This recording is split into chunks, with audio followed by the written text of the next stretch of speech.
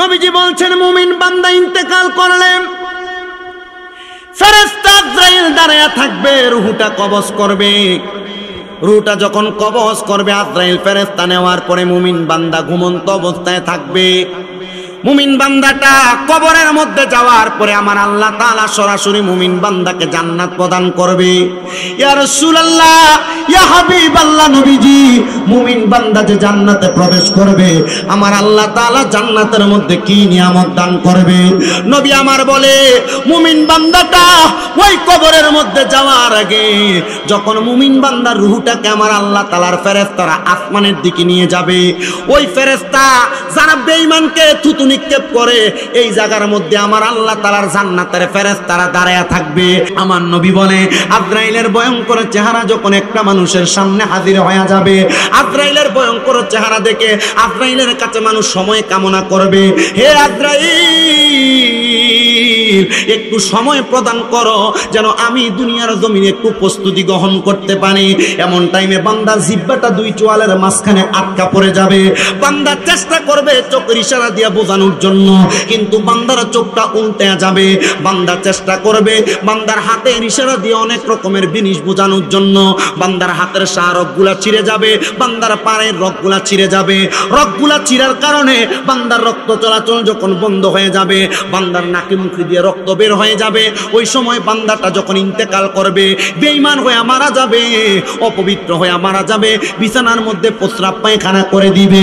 নবীজি মানুষ কেমন কষ্ট পাইবে গো নবীজি? আল্লাহর হাবিব সাল্লাল্লাহু আলাইহি ওয়াসাল্লামের কন্যা খাতুনে জান্নাত ফাতেমাতুজ জাহরা বলে আমার নবীজি মৃত্যু যন্ত্রণার কষ্টের বর্ণনা দিয়েছেন দুনিয়ার জমিন থেকে যাওয়ার আগে। নবীজির দরবারে জিবরাইল আলাইহিস সালাতু ওয়াস সালাম আয়েশা বলে আসসালাতু ওয়াসসালামু আলাইকা ইয়া রাসূলুল্লাহ, নবীজি অনুমতি প্রদান করলে আপনি নবীর হুজরা মুবারকের মধ্যে প্রবেশ করব। আম্মা জান খাদিজাতুল কুবরা রাদিয়াল্লাহু তাআলা আনহার হুজরা মুবারকে মা ফাতেমাতুজ জাহরা অবস্থানরত। তিনি বলেন আমি ঘরের দরজাটা খুললাম, আমি দেখলাম কে যেন আমার ঘরের সামনে দাঁড়ানো। আমি দেখলাম আমার ঘরের সামনে ওনার কদম দেখা যায়, কিন্তু আসমান পর্যন্ত ওনার মাথাটা দেখা যায়। অল্প সময়ের মধ্যে দাখিয়াতুল কলবির সুরুত নিয়ে আমার নবীজির সামনে দাঁড়িয়ে গেছে। ইয়া রাসূলুল্লাহ, আমার আল্লাহ তাআলা অনুমতি চাইছেন আজরাইলের মাধ্যমে আপনি নবীর রূহ কবজ করার জন্য। আমার নবীজি বললেন আমার উম্মতের ফয়সালা কি? আমার আল্লাহ বলে ইয়া রাসূলুল্লাহ, ইয়া হাবিবাল্লাহ, যারা আপনি নবীর পথ মতে চলাফেরা করবে। নবীর পথ মত কোনটা? নবীর পথ হইল নামাজ আদায় করা, নবীর পথ হইল যাকাত দেওয়া, নবীর পথ মত হইল দুনিয়ার জমিনে আমল আখলাক করা। কিন্তু আমরা নামাজ তো নাই, আবার আমল আখলাক থেকে আমরা অনেক দূরে আছি। আল্লাহ যদি মাফ না করে আমরা বাঁচার মতো কোনো উপায় নাই। ও বন্ধুরে, ও নবীর উম্মতের দলেরা, হযরতে খাতুনে জান্নাত ফাতেমা বলে আমি দেখলাম আমার আব্বা জানের সঙ্গে কথোপকথন হচ্ছে। এমন টাইমে জিবরাইল আলাইহিস সালাতু ওয়াস সালাম চলে গেলেন। হঠাৎ করে দেখলাম মুহাম্মদুর রাসূলুল্লাহ সাল্লাল্লাহু আলাইহি ওয়াসাল্লাম আমার আল্লাহ তাআলার কাছে আল্লাহু আকবার বলে চিৎকার প্রদান করলেন। আমার নবী ডাক দিয়া কয় আল্লাহ, আজরাইল যখন আমি নবীর বুক মুবারকে হাতটা রাখলো, আমি নবী মনে করলাম 7 সমুদ্র 13 নদীর পানি সহ পাহাড়গুলা মনে হয় আমি নবীর বুক মুবারকের মধ্যে রাখা। জিবরাইল, আমার আল্লাহ তাআলার কাছে খবর পাঠাও আমার উম্মতের রূহ কি এমন ভাবে কবজ করা হবে? জিবরাইল বলে না ইয়া রাসূলুল্লাহ, আপনার উম্মতকে এত কষ্ট দিয়ে রূহ কবজ করা হবে। আমার নবী বলে হে জিবরাইল শোনো, আমার আল্লাহ তাআলার কাছে প্রকাশ করে দাও, আমি নবী জানাইয়া দিলাম রে আমার উম্মতকে যেন আমার আল্লাহ তাআলা এত কষ্ট না দেয়। আমার সকল উম্মতের কষ্ট আমার আল্লাহ তাআলা যেন আমি নবী দিয়া আদায় করে নেয়। বিসমিল্লাহির রহমানির রহিম। লা ইয়াস্তাওয়ি আসহাবুন নারি ওয়া আসহাবুল জান্নাহ। আল্লাহ তাআলা বলেন জান্নাত এবং জাহান্নাম এক রকম নয়। আসহাবুল জান্নাতি হুমুল ফাইজুন, যারা জান্নাতি তারা হলো সফল কাম। আয়াতে কারিমার মধ্যে 3টা দিক আমি আপনাদেরকে বুঝাইতে চাই। আল্লাহ তাআলা 1 নাম্বার বুঝাইলেন জান্নাত এবং জাহান্নামের মধ্যে পার্থক্য আছে, জান্নাত এবং জাহান্নাম একরকম নয়। তাহলে বুঝলাম জান্নাত একটা জিনিস, জাহান্নাম আরেকটা জিনিস। আল্লাহ বললেন আসহাবুল জান্নাতি হুমুল ফাইজুন, যারা জান্নাতি তারা হলো সফল কাম। তাফসিরে জালালাইন শরীফের মধ্যে আল্লামা জালালউদ্দিন সুয়ুতি রাহমাতুল্লাহ আলাইহি এবং জালালউদ্দিন মুহল্লি রাহমাতুল্লাহ আলাইহি তারা দুইজন তাফসীরকারক একই মত প্রকাশ করতেছেন, ও জগতের বান্দার দলেরা, দুনিয়ার জমিনের মধ্যে কেউ যদি আল্লাহ তাআলার জাহান্নামকে ভয় করে, আল্লাহ তাআলার জান্নাত পাওয়ার আশায় দুনিয়ার জমিনের মধ্যে আমার আল্লাহ তাআলার পথ এবং মতে চলাফেরা করে, তাহলে ওই ব্যক্তি হবে জান্নাতি, ওই ব্যক্তি হবে সফল কাম। এবার রাসূল সাল্লাল্লাহু আলাইহি ওয়াসাল্লামের প্রখ্যাত হাদিস বিশারদ আব্দুল্লাহ ইবনে আব্বাস রাদিয়াল্লাহু তাআলা আনহু এই আয়াতে কারিমার উপর একটা হাদিস বর্ণনা করেন। তিনি বলেন, আমি আমার নবীজির দরবারের মধ্যে উপস্থিত ছিলাম। মদিনা শরীফের মধ্যে নবীজির রওজা মুবারকের পাশে নবীজির মিম্বরের মাঝ বরাবর এখানে 4টা গাছ 3টা গাছ ছিল। একটা গাছের নাম হলো উস্তুনে হান্নানা, আরেকটা গাছের নাম হলো উস্তুনে আহাদা, আরেকটা গাছের নাম হলো উস্তুনে আয়েশা। এই 3টা গাছ আমার নবীজি বড় বরকতময় গাছ হিসেবে নির্ধারণ করেছেন। যারা মদিনা শরীফের মধ্যে রিয়াজুল জান্নার মধ্যে প্রবেশ করেছেন, আপনারা গাছগুলা দেখেছেন। এই গাছগুলা তুর্কির আমলে গাছগুলার মাঝখানটাকে ঠিক রেখে চারদিক থেকে মোটা মোটা পিলার করে দেওয়া হয়েছে 3টা গাছকে। আল্লাহর হাবিবের রওজা মুবারক থেকে রওজা মুবারকের পাশে মিম্বর পর্যন্ত মাঝখানে 3টা গাছ। উস্তুনে হান্নানা ওই গাছের মধ্যে ধরে ধরে আমার নবী খুতবা প্রদান করতেন, বয়ান দিতেন। উস্তুনে আহাদা ওই গাছের নিচে বসে বসে আমার নবীজি রাহমাতুল্লিল আলামিন নবীর কাছে অন্য কোন দেশ থেকে কোন মানুষ যদি আসতো, নবী তাদের কাছে তাকরীর প্রদান করতেন। আর উস্তুনে আয়েশা যে জায়গার মধ্যে আল্লাহর হাবিব সাল্লাল্লাহু আলাইহি ওয়াসাল্লাম মা আয়েশা সিদ্দিকা রাদিয়াল্লাহু তাআলা আনহার রান মুবারকের উপর মাথা রেখে ঘুমিয়েছেন, নবীজি সাল্লাল্লাহু আলাইহি ওয়াসাল্লাম একদিন জ্বর জ্বর ভাব নিয়ে উস্তুনে আয়েশার মধ্যে বসা। আব্দুল্লাহ ইবনে আব্বাস রাদিয়াল্লাহু তাআলা আনহু বলেন, আমি তায়েফের ময়দান থেকে আল্লাহর হাবিবের দরবারে মাঝে মাঝে আগমন করতাম, কারণ আমার নবীজির জবান মুবারক দ্বারা যে শব্দগুলা ব্যবহার হইতো এই কথাগুলো আমি ইহুদিদের মাঝে প্রচার করতাম। যে ইহুদিদের কাছে আমার নবীজির জবান মুবারকের বাণীগুলা পছন্দ হইতো, তারা কালিমা পড়তো। আমি আব্দুল্লাহ ইবনে আব্বাস যেই দিন প্রথম আমার নবীজির জবান মুবারকে একটা কথা 3জন ইহুদি পানি আননেওয়ালা মহিলার কাছে প্রকাশ করলাম, 3জন একসাথে ইসলামের কালিমা পড়েছে, লা ইলাহা ইল্লাল্লাহু মুহাম্মাদুর রাসূলুল্লাহ সাল্লাল্লাহু আলাইহি ওয়াসাল্লাম। জোরে সরে পড়ি সুবহানাল্লাহ। হযরত আব্দুল্লাহ ইবনে আব্বাস বলেন, আমি আমার নবীজির সম্মুখে দাঁড়াইলাম, আল্লাহর হাবিব সাল্লাল্লাহু আলাইহি ওয়াসাল্লামকে দেখলাম, আমার নবীজির চোখ মুবারকগুলো বেয়ে বেয়ে আমার নবীজির পানি পড়তেছে। আমি দেখলাম নবীজির দাড়ি মুবারকগুলো ভিজে গেছে। আমি আল্লাহর হাবিব সাল্লাল্লাহু আলাইহি ওয়াসাল্লাম নবীর কাছে জানতে চাইলাম, ইয়া রাসূলুল্লাহ, ইয়া হাবিবাল্লাহ, নবীজি আপনি নবী এমন করে কেন কান্না করেন?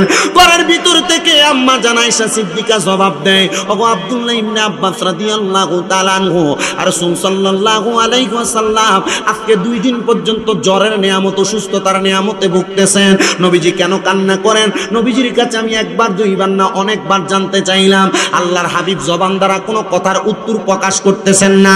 আব্দুল্লাহ ইবনে আব্বাস বলেন, আমি আমার নবীজির কাছে এসে বললাম, ইয়া রাসূলুল্লাহ, ওয়াল্লাহি বিল্লাহি তাআলা, আল্লাহর কসম করে বলি গো নবীজি, আপনি নবী, এই মুহূর্তে আপনার কান্না করার কারণ আমি আব্দুল্লাহ ইবনে আব্বাসের কাছে বলেন, নবী গো, আপনার কদমে আমার পিতামাতা কুরবান হোক, আপনি আপনার কান্না করার কারণটা বলেন।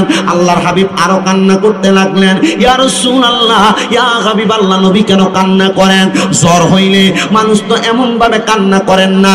আমার নবী বলতেছেন, আব্দুল্লাহ ইবনে আব্বাস, আমি নবী কেন কান্না করি জানো? এই জ্বর হওয়া এটা জাহান্নামের আগুনের একটা উত্তাপ। আমি নবী কান্না করি সামান্য আগুনের একটু উত্তাপের লেলিশিকার হাওয়া।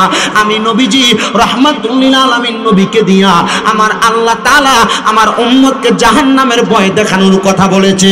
ইয়া রাসূলুল্লাহ, আমার আল্লাহ তাআলা আপনি নবীকে জাহান্নামের কতটুকু ভয় দেখানোর কথা বলেছে। আমার নবীজি আরো বেশি কাঁদতেছে।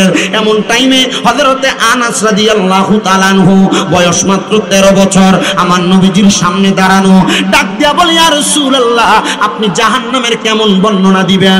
নবী আমার বলতেছে এক নাম্বার জাহান্নামের বর্ণনা হইল ওই জাহান্নাম দুনিয়ার জমিনের মধ্যে কোন আগুনকে জ্বালানোর পরে এই আগুনের উত্তাপ যেমন হবে জাহান্নামের উত্তাপ আরো 700 গুণ বেশি হবে। ও নবীজি জাহান্নামের গর্তটা কেমন হবে? আল্লাহর হাবিব বলতেছে একটা পাথরকে জাহান্নামের উপর থেকে ছেড়ে দিলে 500 বছর লাগবে নিচে যায় পৌঁছাইতে। ইয়া রাসূলুল্লাহ আপনার উম্মত দুনিয়ার জমিন থেকে কবরে যাবে, ওই আগুনের মধ্যে যখন আপে ফেলা হবে 500 বছর যাইতে যাইতে আপনার উম্মতের শরীর তো এমন থাকবে না। আমার নবী বলে একটা মানুষের শরীর যখন জ্বলতে জ্বলতে একবারে জ্বলা আংরা হয়ে যাবে, মানুষের দেহটাকে আবার বিনির্মাণ করা হবে, আবার বিনির্মাণ করার পরে আবার জাহান্নামের আগুনের মধ্যে পুরানো হবে। নবী গো একবার শাস্তি দিলেই তো চলে, একটা মানুষকে কেন আমার আল্লাহ তাআলা এত জাহান্নামের লেলিশিকাময় শাস্তি প্রদান করবে? আমার নবী বলে মানুষকে একবার হেদায়েতের দাওয়াত দেওয়া হয়েছে, মানুষ গ্রহণ করে নাই, দুইবার হেদায়েতের দাওয়াত দেওয়া হয়েছে, মানুষ গ্রহণ করে নাই, বারবার যখন হেদায়েতের দাওয়াত দেওয়া হয় মানুষ হেদায়েতের দাওয়াতটাকে একবারে অনাকাঙ্ক্ষিত মনে করে। এই জন্য আমার আল্লাহ তাআলা জাহান্নামের মধ্যে তাদেরকে এমন শাস্তি প্রদান করবে। নবী আমার শুধু এই কথা বলে ঠান্ডা হন নাই, আমার নবীজি বলতেছেন উম্মত আমার শুনে নাও, দুনিয়ার জমিন থেকে কবরে আসার পরে না হাসরের ময়দানের পরবর্তী সময়ে জাহান্নামের কঠিন উত্তাপ দেওয়া হবে, কিন্তু দুনিয়ার জমিন থেকে যখন একটা বান্দার রূহ কবজ করা হবে তখন থেকে ওই বান্দাটাকে জাহান্নামের শাস্তি দেওয়া হবে।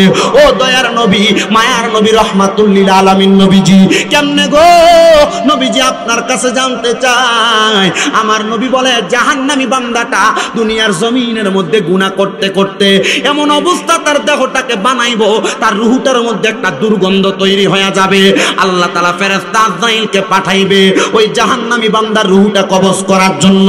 ফেরেশতা আজরাইল আইসা জাহান্নামী বান্দার বুকের মধ্যে থাবা দিয়া ধরবে, ওই বান্দাটা আজরাইলের তাবাটা সহ্য করতে পারবে না। আমার নবী ডাক দিয়ে উম্মত এমন অনেক উম্মত থাকবে আজরাইলের থাবাটা তার বুকের মধ্যে লাগার সাথে সাথে বিছানার মধ্যে ভয়ে প্রস্রাব পায়খানা করে দিবে। নবী আমার বলে শুধু তাই না রে, আজরাইলের ভয়ঙ্কর চেহারা দেখে বান্দা সর্বপ্রথম তার জিহ্বার মধ্যে কামড় দিয়ে দিবে, বান্দা দ্বিতীয়ত চোখটা উল্টাইয়া দিবে, তৃতীয়ত বান্দা বিছানার মধ্যে প্রস্রাব পায়খানা করে দিবে, চতুর্থত বান্দার শাহরগগুলা টাস টাস করে ছিঁড়ে যাবে আর নাকে মুখে দিয়ে রক্ত বের হবে। ইয়া রাসূলুল্লাহ ইয়া হাবিবাল্লাহ নবী গো, ওগো দয়ার নবী মায়ার নবীজি আপনার কাছে জানতে চাই মানুষ কেমন কেন এমন অবস্থা হবে? আমার নবী বলে আজরাইলের ভয়ঙ্কর চেহারা যখন একটা মানুষের সামনে হাজির হয়ে যাবে, আজরাইলের ভয়ঙ্কর চেহারা দেখে আজরাইলের কাছে মানুষ সময় কামনা করবে, হে আজরাইল একটু সময় প্রদান করো যেন আমি দুনিয়ার জমিনে একটু প্রস্তুতি গ্রহণ করতে পারি। এমন টাইমে বান্দার জিহ্বাটা দুই চোয়ালের মাঝখানে আটকা পড়ে যাবে, বান্দা চেষ্টা করবে চোখের ইশারা দিয়ে বোঝানোর জন্য, কিন্তু বান্দার চোখটা উল্টে যাবে, বান্দা চেষ্টা করবে বান্দার হাতের ইশারা দিয়ে অনেক রকমের জিনিস বোঝানোর জন্য, বান্দার হাতের শাহরগগুলা ছিঁড়ে যাবে, বান্দার পায়ের রগগুলা ছিঁড়ে যাবে, রগগুলা ছিঁড়ার কারণে বান্দার রক্ত চলাচল যখন বন্ধ হয়ে যাবে, বান্দার নাকে মুখে দিয়ে রক্ত বের হয়ে যাবে, ওই সময় বান্দাটা যখন ইন্তেকাল করবে বেঈমান হয়ে মারা যাবে, অপবিত্র হয়ে মারা যাবে, বিছানার মধ্যে প্রস্রাব পায়খানা করে দিবে। নবীজি মানুষ কেমন কষ্ট পাইবে গো নবীজি? আল্লাহর হাবিব সাল্লাল্লাহু আলাইহি ওয়াসাল্লামের কন্যা খাতুনে জান্নাত ফাতেমাতুজ জাহরা বলে আমার নবীজি মৃত্যু যন্ত্রণার কষ্টের বর্ণনা দিয়েছেন দুনিয়ার জমিন থেকে যাওয়ার আগে। নবীজির দরবারে জিবরাইল আলাইহিস সালাতু ওয়াস সালাম আয়েশা বলে আসসালাতু ওয়াসসালামু আলাইকা ইয়া রাসূলুল্লাহ, নবীজি অনুমতি প্রদান করলে আপনি নবীর হুজরা মুবারকের মধ্যে প্রবেশ করব। আম্মা জান জান খাদিজাতুল কুবরা রাদিয়াল্লাহু তাআলা আনহার হুজরা মুবারকে মা ফাতেমাতুজ জোহরা অবস্থানরত।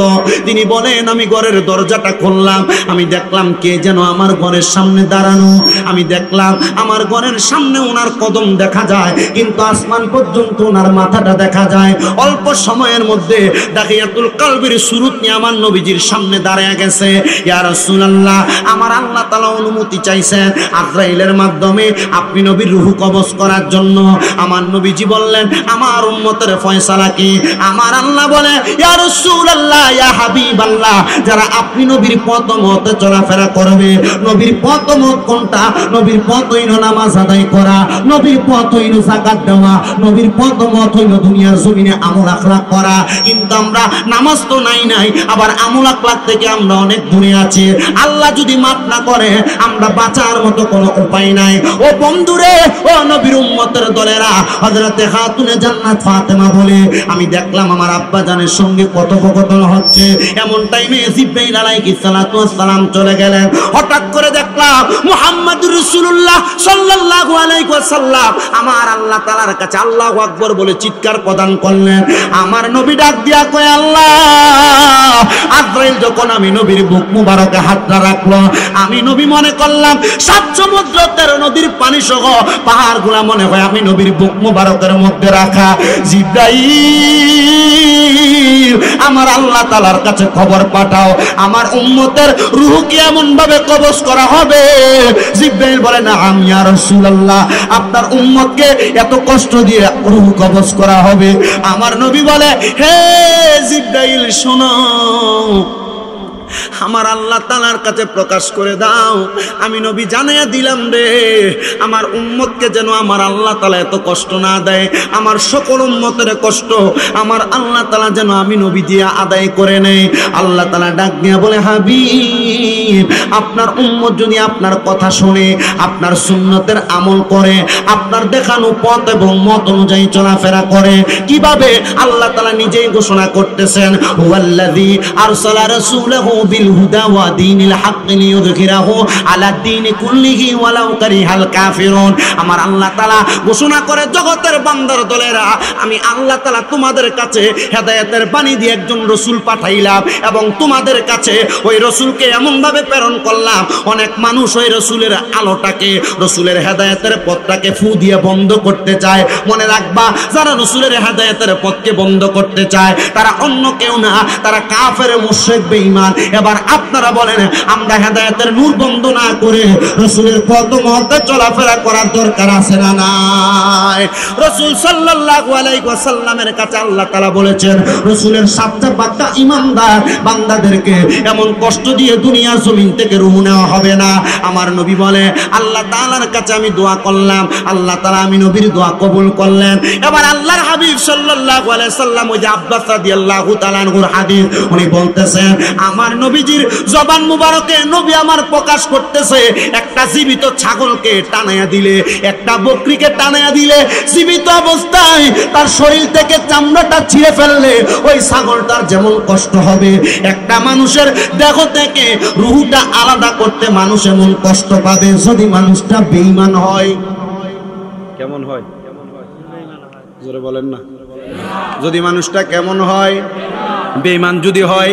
একটা জীবিত বকরিকে লটকায় দিয়া জীবিত চামড়াটা ছিঁড়ে ফেললে যত কষ্ট হবে, বেঈমান মানুষটার রূহ কবজ করলে বেঈমান মানুষ এমন কষ্ট পাবে, বিছানায় প্রস্রাব পায়খানা করবে, নাকে মুখে দিয়ে রক্ত বের হবে, শাহরগগুলা ছিঁড়ে যাবে, চোখ উল্টে দিবে। এগুলা ভালো মৌতের লক্ষণ না, এগুলা কষ্ট পেয়ে মারা যাওয়ার লক্ষণ।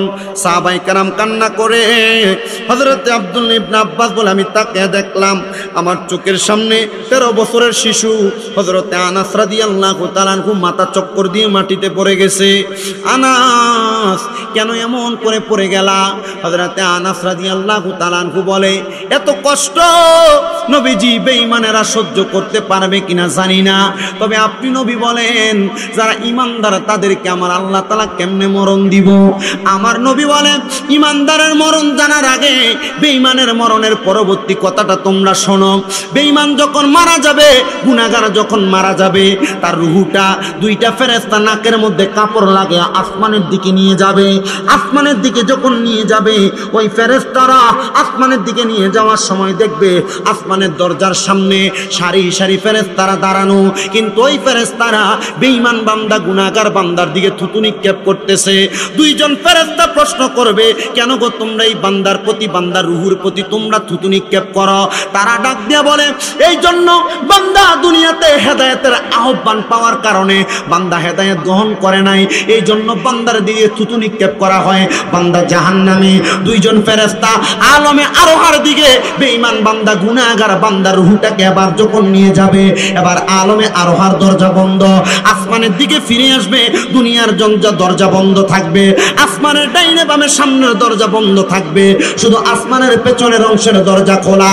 আল্লাহ তাআলা বলবে, ও ফেরেশতা দুইজন শুনো, এই বান্দার রূহটাকে অন্য কোনো জায়গায় রাখা যাবে না, কারণ বান্দা বেঈমান, বান্দার রূহটাকে জাহান্নামের মধ্যে প্রবেশ করো। এবার আপনার আমার দেহটাকে যদি আমরা গুনাহগার হই জাহান্নামে প্রবেশ করানো হবে। আল্লাহর হাবিব সাল্লাল্লাহু আলাইহি সাল্লাম বলে, কিন্তু যারা মুমিন, যারা ঈমানদার, তাদের মরণটা কত মজার মরণ তোমরা শুনে নাও। ইয়া রাসূলুল্লাহ, মুমিনদার ব্যক্তিটার মরণটা কেমন, মুমিন ব্যক্তির মরণ কেমন? আল্লাহর হাবিব ঘোষণা করতেছে, মুমিন বান্দা ইন্তেকাল করার আগে আমার আল্লাহ তাআলা মুমিন বান্দার সামনে দুইটা রহমতের ফেরেশতাকে নাজিল করে দিবে। মুমিন বান্দা রহমতের দুইজন ফেরেশতাকে দেখা আনন্দে বড় আত্মহারা হয়ে যাবে। মুমিন বান্দা হয়তো ঘুমের ঘরে থাকবে, নয়তো নামাজের সিজদারত অবস্থায় থাকবে। মুমিন বান্দার মাথার মধ্যে একজন ফেরেশতা হাতটা বুলিয়ে দিবে। ছোট্ট একটা বাচ্চা কান্না করার কারণে ছোট্ট বাচ্চার মা জননী মাথায় হাত বুলিয়ে দিলে ছোট বাচ্চাটা যেমন ঘুমায়া যায়, মুমিন বান্দাটা ঠিক তেমন ভাবে ঘুমায়া যাবে। আল্লাহর হাবিব বলে, জগতের মানুষ, ওই মুমিন বান্দা ঘুমানোর সাথে সাথে আজরাইল আমার আল্লাহর কাছে অনুমতি চায়, আল্লাহ এই বান্দা যেহেতু ঘুমাইছে, বান্দার রূহ কি কবজ করব? আমার আল্লাহ কয়, না রে আজরাইল, আমার হাবিব বলেছে মিশকাতুল মাসাবির কিতাবুল ঈমানের হাদিস, বিকাউলি লা ইলাহা ইল্লাল্লাহু মুহাম্মাদুর রাসূলুল্লাহ ফাদাখালাল জান্নাহ। যদি তার জবান দিয়ে কেউ কালিমা পড়ে, ইন্তেকালের পরে ওই ব্যক্তি জান্নাতে প্রবেশ করবে। আমার বন্ধু বলেছে ঈমানদার কালিমা পড়া ছাড়া ইন্তেকাল করবে না। যাও রে আজরাইল, দাঁড়ায় থাকো, কিছুক্ষণ পর বান্দা ঘুম থেকে জাগ্রত হবে। ঘুম থেকে জাগ্রত হওয়ার পর মুমিন বান্দা কালেমা পড়বে। ওই কালিমা পড়ার সময় মুমিন বান্দার জবান দ্বারা যে বাতাস বের হবে, ওই বায়ুর সাথে মুমিন বান্দার রূহটা তুমি কবজ করে আনবা। ইয়া রাসূলুল্লাহ, ইয়া হাবিবাল্লাহ, নবী গো, মুমিন বান্দার রূহটা কবজ করব। রূহটা যখন কবজ করা হবে, এমন অবস্থায় মুমিন বান্দার অবস্থা কেমন হবে?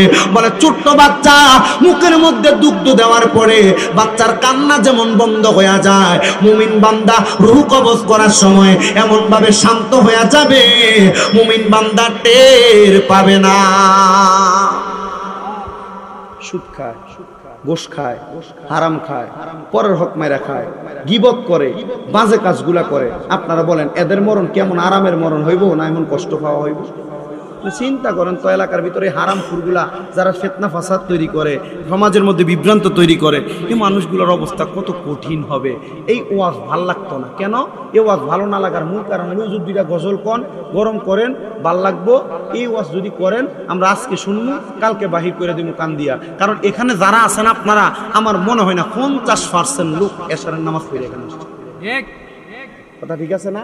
এই জন্য আমার কথা যে এখানে আর কি মূল ধারাবাহিকতা, আপনারা যারা এখানে বসছেন, যতটুক আলোচনা শুনতেছেন, আল্লাহ যদি আপনার এই দেমাগে, এই কলবে হেদায়েত দান করে, হেদায়েত হইতে কোনো অসুবিধা আছে? নামাজ পড়তে কোনো অসুবিধা আছে?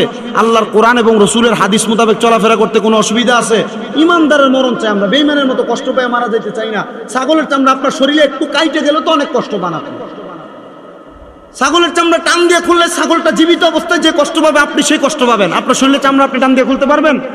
আঙ্গুলের মাথায় শুধু একটু যদি নোক উঠে, সামান্য চামড়া উঠলে টান দিয়ে চিপতে আপনি অনেক কষ্ট পান, আঘাত পান।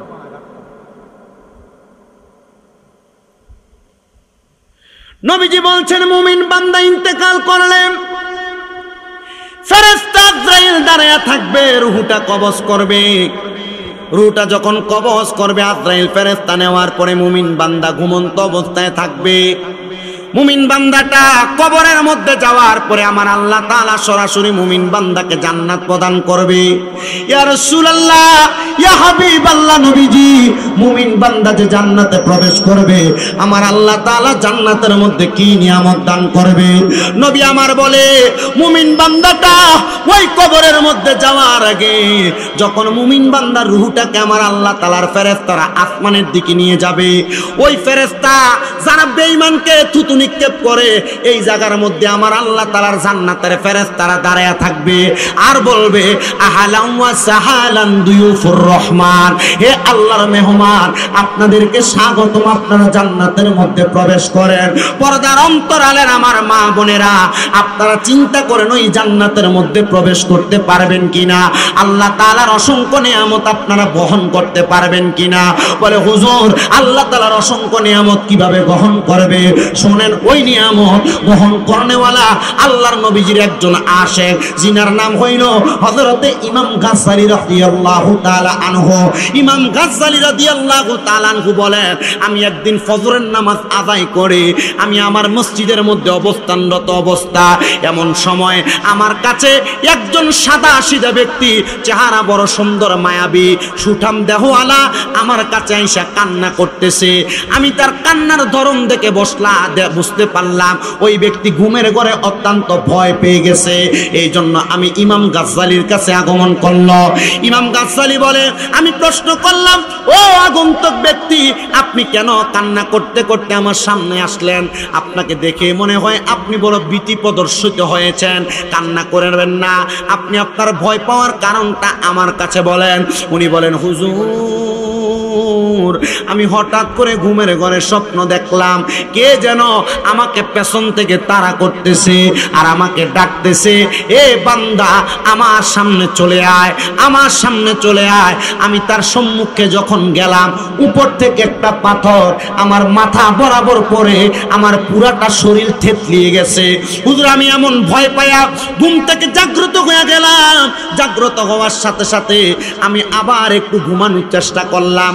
আমি আবার স্বপ্ন দেখলাম, এই মুহূর্তে আমার উপর থেকে পাথরটা সরায়া কে যেন আমার শরীরটাকে আবার পূর্বের ন্যায় করে দিয়েছে। ইমাম গাজ্জালী চোখের পানি ফালায়া ফালায়া কান্দে আর ডাক দিয়া বলে, বাবা, তোমার জন্য আমার আল্লাহ তাআলা এলান পাঠাইছে। দুনিয়ার জমিনে হয়তো তুমি কোনো গুনার কাজ করতে করতে তুমি বড় নাজেহাল হয়ে গেছো, আমার আল্লাহ খবর পাঠাইছে, বান্দা তুমি হেদায়েতের রাস্তা গ্রহণ করো, আল্লাহ তাআলার পথ মতে চলাফেরা করো। এ বান্দা, এই পথটা অনুসরণ করলে আমার আল্লাহ তাআলা ইন্তেকালের পর তোমাকে জান্নাত প্রদান করবে। ছেলে বলে, হুজুর, আমি মুসলমান না, আমি একজন খ্রিস্টান। আমি আপনার কাছে দৌড়ে আসার কারণ হইল আপনি আমাকে একটা ভালো ফয়সালা দান করবেন, কারণ এর আগে আরো দুইবার আমি একই স্বপ্ন দেখেছি। আমি খ্রিস্টান ধর্মের পাদ্রীদের কাছে গেলাম এটার একটা ফয়সালা পাওয়ার জন্য, খ্রিস্টান ধর্মের পাদ্রীরা আমাকে ফয়সালা দেয় নাই। হুজুর, আপনি ফয়সালা দিয়েছেন, কিন্তু আমার মা, আমার আব্বা জান, তারা কি আমাকে অনুমতি প্রদান করবে? হুজুর ডাক দিয়া বললেন, ইসলাম ধর্ম গ্রহণ করার জন্য মা বাবার অনুমতি লাগবে না, তবু তুমি শালীনতা বজায় রেখে হেদায়েতের পথে তোমার মা বাবার কাছে যাইয়া অনুমতি প্রার্থনা করবা। যদি তোমার মা তোমার বাবা অনুমতি না দেয়, তাহলে তুমি সন্তান দুনিয়ার জমিন থেকে কবরে যাওয়ার আগে কালেমা পয়রা মুসলমান হইবা। ওই খ্রিস্টান বলে, আমি আমার আম্মা আব্বার কাছে অনুমতি চাইলাম, কিন্তু আমার মা আমার বাবা খ্রিস্টান ধর্ম ত্যাগ করার অনুমতি আমাকে দেয় নাই। এই মুহূর্তে ইমাম গাজ্জালীর কাছে আইসা আমি কালেমা পড়লাম, কালেমা পইরা আমি মুসলমান হইলাম। কিন্তু আমি যখন কালেমা পড়ে মুসলমান হইলাম, আমার আম্মা আব্বা আমাকে অত্যন্ত ভালো নজরে দেখতে পারতেছেন না, বাজে নজরে তাকায়। আমি কালেমা পড়ার পর অল্প কিছুদিন যাইতে না যাইতে আমার মা বাবা আমাকে প্রহার করা শুরু করলেন। আমাকে বলতে লাগলেন, তুমি যদি ইসলাম ধর্ম পরিত্যাগ না করে, ইসলাম ধর্ম পরিত্যাগ করে আবার খ্রিস্টীয় ধর্ম পালন না করো, তাহলে তুমি সন্তান আমাদের পাওনা জায়গা সম্পত্তি থেকে বিরত থাকবা। সন্তান বলে, মা, যে ইসলাম ধর্ম গ্রহণ করলে, কালিমা পড়লে আল্লাহ তাআলা জান্নাত প্রদান করে, আমার দুনিয়ার বাড়ি দুনিয়ার গাড়ি সম্পত্তি সব করে থাকবে, আমার আল্লাহ তাআলা আমাকে কবরে গেলে জান্নাত প্রদান করবে, আমি এই নিয়ামতটা চাই। আপনি বলেন না আমি ইসলাম ধর্ম এখনো কি ত্যাগ করব নাকি? মা বাবা বলে, হায় রে, ইমাম গাজ্জালির দরবারে যায়া ইসলাম গ্রহণ কইরা তুমি সন্তান এমন কি নিয়ামত পাইলা, যারে সন্তান আজকে থেকে আমি মা এবং তোমার আব্বা জান দুইজন মিলে তোমাকে ত্যায্য পুত্র ঘোষণা করলাম। সন্তান কান্না করতে লাগলেন। ইমাম গাজ্জালির দরবারে যা বললেন, হুজুর, ইমাম গাজ্জালি রাহমাতুল্লাহ আলাইহি আপনার কাছে আবদার হইল, আমার মা বাবা আমাকে ত্যায্য পুত্র করেছেন, আপনি আমাকে কালিমা পড়াইলেন। হুজুর, আমার কাছে বড় ভয় লাগে, আম্মা আব্বার কলিজার মধ্যে আঘাত লাগার কারণে না জানি আমার আল্লাহ তাআলা আমি সন্তানকে কবরের মধ্যে কঠিন আযাব দেয়। হুজুর বলে, তুমি তোমার আম্মা আব্বার কাছে 3 বার দাওয়াত দিবে, কালেমার দাওয়াত। তোমার আম্মা আব্বা যদি কালেমার দাওয়াত গ্রহণ না করে, তাহলে তুমি সন্তান আম্মা আব্বার কাছ থেকে চলে আসবা। তবে কখনো যদি তোমার মা বাবা তুমি সন্তানের কাছে কোনো কিছুর সহযোগিতা চায়, তুমি তোমার আম্মা আব্বাকে সহযোগিতা করবা। ওই সন্তান বলে, আমি 3 বার আমার মা বাবার কাছে দাওয়াত প্রদান করলাম, কিন্তু আমার মা বাবা ইসলামের কালেমার দাওয়াত গ্রহণ করেন নাই, আমি চলে আসলাম। ইমাম গাজ্জালি রাদিয়াল্লাহু রাহমাতুল্লাহ আলাইহি উনি বলেন, অল্প কিছুদিনের মধ্যে ওই নব মুসলিম খ্রিস্টান ছেলেটা ইন্তেকাল করলো। কিন্তু ইন্তেকাল করার দিন রাত্রবেলা আমি দেখলাম আমার ঘরের দরজার মধ্যে একজন বুড়ো পুরুষ, একজন মহিলা দাঁড়ানো। আমি আমার ঘরের দরজায় এসে জিজ্ঞাসা করলাম, ও আল্লাহর বান্দারা, আপনারা দুইজনকে অত্যন্ত পরিচিত মনে হয়। আল্লাহর দুইজন বান্দা এবং বান্দি বয়স্ক মানুষ জিজ্ঞাসা করে, হুজুর, আমার ছেলে আপনার কাছেই তো কালিমা পড়ে মুসলমান হয়েছে। বলে, হ্যাঁ হুজুর, সন্তানকে আপনি মাটি দিয়েছেন, কাফন দাফন করেছেন, কিন্তু হুজুর এখন রাত্রবেলা আমি অত্যন্ত খারাপ একটা দুঃস্বপ্ন দেখেছি। মা, কি দুঃস্বপ্ন দেখেছেন আপনি আমার কাছে সামান্য সময় বলেন। এবার ওই মহিলা কান্না করতে করতে কথা বলতে পারতেছেন না, তবু ওই স্বামীটা ডাক দিয়ে বলেন, হুজুর, আমি স্বপ্ন দেখেছি আমার সন্তান দুনিয়ার জমিন থেকে ইন্তেকাল করার পরে আল্লাহ তাআলার জাহান্নামের আগুন তার নাভি থেকে পা পর্যন্ত ধাউ ধাউ করে জ্বলতেছে, নাভি থেকে মাথার তালু পর্যন্ত। এটার কারণে হয়তো আমাদেরও আধা শরীর জাহান্নামে যাবে, আধা শরীর সুন্দর থাকবে। খ্রিস্টান মা বাবা প্রশ্ন করে, হুজুর, কারণটা জানতে চায়। আমার সন্তান না ইসলাম ধর্ম গ্রহণ করেছে। হুজুর, আমার মা আমার সন্তান কবরে যাওয়ার পর কেন অর্ধেক শরীর আগুনে জ্বলতেছে, অর্ধেক শরীর ভালো দেখা যায়? হুজুর ডাক দিয়ে বললেন, অল্প কিছুক্ষণ সময় আপনি আমারে দেন, আমি আপনাকে আপনার সন্তানের এমন অবস্থার কারণ আমি আপনাকে বলে দেই। ওই মা বাবা দুইজন যখন দাঁড়াইলেন, মা বাবা দুইজন দাঁড়ানোর পরে ইমাম গাজ্জালি বলেন, আমি আমার নামাজের মুসল্লাটা বিছায়া আল্লাহর দরবারে 2 রাকাত নামাজ আদায় করলাম। 2 রাকাত নামাজ আদায় করে আল্লাহর কাছে দোয়া করতে লাগলাম, ইলাহি, একটা সন্তান ইন্তেকাল করার পরে এমন খারাপ অবস্থা, বাজে অবস্থা, আল্লাহ তার মা বাবা এটা সহ্য করতে পারতেছে না। যদিও তার মা বাবা খ্রিস্টান, আমার আল্লাহর পক্ষ থেকে এলহাম হয়, ও ইমাম গাজ্জালি, আপনি তাদেরকে জানাইয়া দেন তাদের সন্তানের এমন অবস্থার কারণ হইল তারা 2 জন। কারণ কি? মা বাবা 2 জন ইসলাম ধর্ম গ্রহণ করে নাই, সন্তান কালিমা পড়েছে, সন্তান ইসলাম ধর্ম গ্রহণ কইরা কালিমা পইরা 3 বার মা বাবাকে দাওয়াত দিয়া আর বিরক্ত হইয়া দাওয়াত দেয় নাই। এই জন্য আমার আল্লাহ তাআলা ওই সন্তানের অর্ধেক শরীর আগুনে পুরাইতেছে আর অর্ধেক শরীর ভালো রেখেছে। এবার ইমাম গাজ্জালি বললেন, আমি নামাজ শেষ করে আমার দরবারের মধ্যে ইলম অর্জন করা 5 জন আলেমকে একসাথে করে প্রস্তাবনা করলাম, এমন অবস্থায় তার মা বাবাকে আমরা কি পরামর্শ দিতে পারি। এবার ইমাম গাজ্জালির দরবারে আব্দুল্লাহ ইবনে হুযায়ফা নামক একজন আলেম বসবাস করতেন। আব্দুল্লাহ ইবনে হুযায়ফা বলেন, হুজুর, তার মা বাবাকে সন্তানের ভয়টা একটু দেখায় দেন, সন্তানকে যদি তারা বাঁচাইতে চায় এই মা বাবা যেন ইসলামের ছায়াতলে চলে আসে। কারণ মা বাবা চায় না কোনো সন্তান আগুনের মধ্যে জ্বলুক। সন্তান যদিও মা বাবারে আঘাত দেয়, মা বাবা চায় না সন্তান খারাপ পথে চলে যাক, বাজে পথে চলে যাক, সন্তানের কোনো ক্ষতি হয়ে যাক। ডাক দিয়ে বললেন, হে খ্রিস্টান ধর্মের মা এবং আব্বা যান, আপনাদের সন্তানকে যদি আপনারা বাঁচাইতে চান, আরাম দিতে চান, আপনারা কালিমা পড়েন লা ইলাহা ইল্লাল্লাহু মুহাম্মাদুর রাসূলুল্লাহ সাল্লাল্লাহু আলাইহি ওয়াসাল্লাম। মা বাবা দুইজন বলেন আমাদের সন্তান রক্ষা পাবে যদি আমরা কালিমা পড়ে। হুজুর এই মুহূর্তে আপনি আমাদেরকে কালিমা পড়ায়া দেন। আল্লাহর কসম, সন্তানের মায়ায় মা বাবা খ্রিস্টান ধর্ম ত্যাগ করে ইসলাম ধর্ম গ্রহণ করেছে। এবার তারা কান্না করে হুজুর আপনি বলেন না আমাদের সন্তান কেমন আছে, কি অবস্থায় আছে। ইমাম গাজ্জালী বলে এতক্ষণ আমি চাইছি, এবার আর আমি আপনাদেরকে আপনাদের সন্তানের খবর বলতে পারবো না। বলে কারণ কি? আপনাদের সন্তানের খবর আপনারা জানবেন। বলে কিভাবে? বলে আল্লাহ তাআলার কোরআনে আল্লাহ ঘোষণা করেছে ওয়া মিনাল লাইলি ফাতাহাজ্জাদ বিহি নাফিলাতান লাকা আসা আইয়াবআসাকা রাব্বুকা মাকামান মাহমুদা। আল্লাহ ঘোষণা করেছে, নবীজিকে বলেছেন রাতের কিছু অংশে আপনি তাহাজ্জুদের নামাজ পড়েন, অতি সত্বর আল্লাহ তাআলা আপনাকে মাকামে মাহমুদের মতো প্রশংসার জায়গা দান করবে। এই আয়াত যখন নাযিল হয় নবীজি আল্লাহর কাছে দোয়া করে, আল্লাহ মাকামে মাহমুদ আমাকে দান করবেন। আমার উম্মত যদি মাকামে মাহমুদ কামনা করে তাহাজ্জুদের নামাজ পড়ে, আপনি আমার উম্মতকে কি দান করবেন? আমার আল্লাহ তাআলা জানিয়ে দেয় জগতের বান্দার দলেরা কেউ যদি তাহাজ্জুদের নামাজ আদায় করে আমার আল্লাহর কাছে দোয়া করে, আল্লাহ তাআলা ওই বান্দার মনের সব আশাগুলা পূরণ করে। ও আল্লাহ,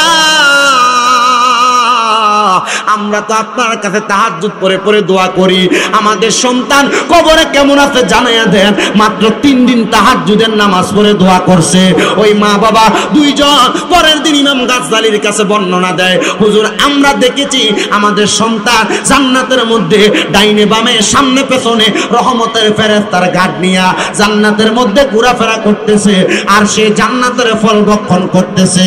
আল্লাহর ওলি ইমাম গাজ্জালী ডাক দিয়া কয়, মা একটা মা বাবা কালিমা পড়া সন্তানের জন্য দোয়া করার কারণে সন্তান যদি জান্নাত পাওয়া যায়, আপনারা চিন্তা করে আপনারা কালিমা পড়ার কারণে আমার আল্লাহ তাআলা কবরে আপনারে কি নিয়ামত দান করবে।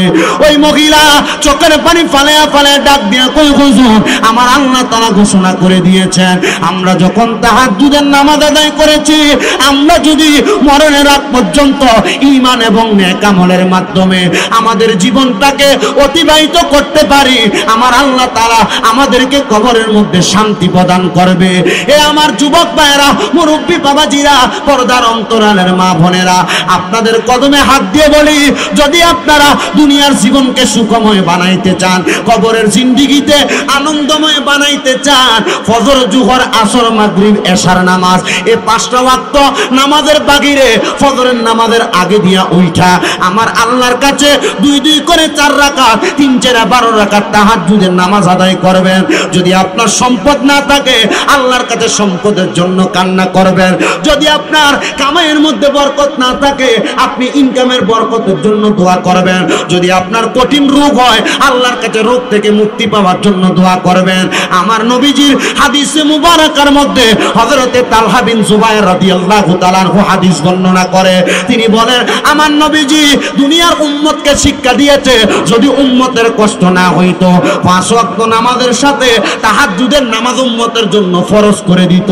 কারণ আমার আল্লাহ তাআলা ফরজ নামাজের পরে অসংখ্য বরকত তাহাজ্জুদের নামাজের মাধ্যমে দেয়।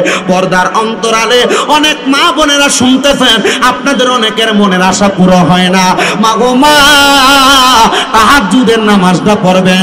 এখানে অনেক যুবকেরা আছেন বিদেশ যাওয়ার কত চেষ্টা করেন, বিদেশ যাইতে পারেন না। তাহাজ্জুদের নামাজ পড়বেন, 5 ওয়াক্ত নামাজের পাশাপাশি আল্লাহর কসম 3 মাসে মনের আশা পূরণ হবে। অনেক দাড়ি পাকা বুড়ো বুড়ো বাবারা আছেন, মনের আশাগুলা পূরণ হয় না, কবরকে ভয় করেন, জীবনে অনেক গুনাহ করছেন, আল্লাহ তাআলা আপনার জীবনের গুনাহ মাফ করবে কিনা এটার খবর জানেন না। আল্লাহর কাছে রাত্রবেলা যখন হঠাৎ করে ঘুম ভাঙ্গা যায়, মসজিদের বারান্দাটার মধ্যে যাইয়া 12 রাকাত কইরা তাহাজ্জুদের নামাজ পড়ে পড়ে কান্না করবেন, আপনি আপনার ভবিষ্যতের খবর জানতে পারবেন। আমার বাবারে, হযরতে ইদ্রিস আলাইহিস সালাতু ওয়াস সালাম ওনার সন্তানকে বলেছে, এ সন্তান শোনো, দুনিয়া থেকে জান্নাতের মাঝে অন্য কোনো দূরত্ব নাই। ইদ্রিস নবীর সন্তান বলে, আব্বা এটা কি বলতেছেন? দুনিয়া থেকে জান্নাতের মাঝে অন্য কোনো দূরত্ব নাই, দূরত্ব একটা। আব্বা আপনি বলেন দূরত্ব কোনটা? ইদ্রিস নবী বলে এটা হলো চোখের পানি। সন্তানের বয়স 6 বছর। কত? 6 বছরের সন্তান। ইদ্রিস নবী ডাক দিয়ে কয়ে, সন্তান তুমি বুঝতে পারলা দুনিয়া থেকে আখেরাত, আখেরাতে দুনিয়া থেকে জান্নাত পর্যন্ত মাঝখানে দূরত্ব চোখের পানি। যদি চোখের পানি ফালায়া ওই মনিবরে খুশি করতে পারো জান্নাত পাইবা। এর কিছুদিন পরে ইদ্রিস নবী ওনার সন্তানকে আর খুঁজে পায় না। আল্লাহর কাছে দোয়া করে, আল্লাহ বিবাহ করার অনেক বছর পরে একটা সন্তান দিলেন, আল্লাহ এই সন্তানরে খুঁজে পাই না। ইদ্রিস আলাইহিস সালাতু ওয়াস সালাম পাগল পার, আল্লাহ সন্তান কই? কান্না করতে করতে বেকারা। ইদ্রিস নবী জঙ্গলে তালাশ করলেন, পাহাড়ে তালাশ করলেন, সমুদ্রের কিনারায় তালাশ করলেন, সন্তান পায়। ইদ্রিস আলাইহিস সালাতু ওয়াস সালাম ঘরের ভিতরে হতাশ হইয়া মাথাটা হেলান দিয়ে ক্লান্ত অবস্থায় ঘুমায় গেছে। আল্লাহ তাআলার পক্ষ থেকে ইদ্রিস নবীর প্রতি ইলহাম আসছে, আওয়াজ আসছে, ইদ্রিস সন্তানকে কত জায়গায় তালাশ করলা, দুনিয়ার প্রত্যেকটা জায়গায় তালাশ করার পর সন্তানকে পাও নাই। হে বন্ধু ইদ্রিস, তুমি কি যেই জায়গায় তোমার ইবাদত করো ওই জায়গায় যাই আমি আল্লাহর কাছে একবার ওই সন্তানকে চাইছো? ইদ্রিস নবী ঘুম থেকে উঠে গেছে। কি বলে? আসলে কথা সত্য, সন্তানকে পাওয়া যাচ্ছে না। সমুদ্রের কিনারে গেলাম, পাহাড়ের গুহায় গেলাম, খেজুরের বাগান জঙ্গলে গেলাম, সন্তানকে কোথাও পাইলাম না। আসলে তো আমি যেই ঘরে ইবাদত করি এই ঘরে যে আল্লাহর কাছে কান্না করে একবারও চাইলাম না। আল্লাহ তাআলার বন্ধু হযরত ইদ্রিস আলাইহিস সালাতু ওয়াস সালাম বলে, আমি ঘরে প্রবেশ করলাম, প্রবেশ কইরা আমি আল্লাহ তাআলার কাছে নামাজ আদায় করব, বাহির থেকে ওযু বানিয়ে গেলাম, যায় দেখতেছি আমার সন্তান সে জায়গায় কান্না করতেছে। একটানা 7 দিন পর্যন্ত কান্না করছে। 7 দিন খুঁজা পাই নাই। ডাক দিলাম, ঘাড়ের মধ্যে হাত লাগাইয়া, যেখানে সব নবীদের মোহরে নবুয়াত, হাত লাগাইয়া বললাম, সন্তান। ইদ্রিস আলাইহিস সালাতু ওয়াস সালামের দিকে ফিরা ওনার সন্তান বলেন, আব্বা 7 দিন পর্যন্ত আপনি আমাকে তালাশ করেছেন, আমি এই জায়গায় ইবাদত করতেছি। ইদ্রিস নবী বলে, বাবা কান্না করার কারণটা বলো। 6 বছর বয়সী ইদ্রিস নবী বলছে দুনিয়া থেকে জান্নাত পর্যন্ত যে জায়গায় এই জায়গা পাড়ি দেওয়ার মাধ্যম কি? চোখের পানি। আব্বা এখন আমার বয়স 8 বছর, আমি প্রাপ্ত বয়স্ক। আব্বা 7 দিন পর্যন্ত আল্লাহর কাছে কাঁদতেছি যেন আল্লাহ আমার দুনিয়া থেকে জান্নাত পর্যন্ত জায়গাটা সহজ করে দেয়।